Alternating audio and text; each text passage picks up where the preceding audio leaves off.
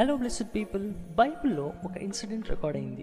In Luke chapter 17 Jesus జెరూసలేంకి ప్రయాణం చేసేటప్పుడు 10 మంది కుష్ఠరోగులు ఆయనను చూసి, యేసు ప్రభువా మమ్మల్ని కరుణించుము అని కేకలు వేశారు. అందుకు ఆయన, మీరు వెళ్ళి యాజకులకు కనపరుచుకోండి అని చెప్పారు. అక్కడ దేవుడు వాళ్ళని ఇన్స్టంట్గా హీల్ చేశాడు. అందరూ హ్యాపీ ఫీల్ అయ్యారు. వాళ్ళ ఫ్యామిలీస్ని కలుసుకోవడానికి వెళ్ళిపోయారు. బికాస్ కుష్ఠరోగం ఉన్న వాళ్ళు ఊరికి అవుట్ సైడ్ ఉండాలి, మనుషులతో మాట్లాడకూడదు, మనుషులను కలవకూడదు, బికాస్ అది ఒక అంటు రోగం. కానీ ఒక్క రోగి మాత్రము జీసస్ దగ్గరికి రిటర్న్ వచ్చాడు విత్ అ థ్యాంక్ఫుల్ హార్ట్. వాడిని చూసి, యేసు నీ విశ్వాసము నిన్ను స్వస్థపరచెను అని చెప్పాడు.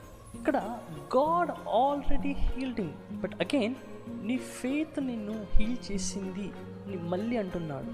బికాస్ ఫస్ట్ టైం తన ఫిజికల్ బాడీకి కావాల్సిన హీలింగ్ ఇచ్చాడు. దానిని గుర్తుపెట్టుకొని గ్రాటిట్యూడ్తో జీసస్ దగ్గరికి మళ్ళీ తిరిగి వచ్చాడు. Hence God blessed him completely in and out. దీన్ని సోజో అని గ్రీక్లో చూస్తాము, which means healed both physically and spiritually. ఈరోజు మనము కూడా ఫిజికల్ బ్లెస్సింగ్స్ని పొందుకున్న 9 లీపర్స్ లాగా దేవుని మరచి దూరంగా పోతాము.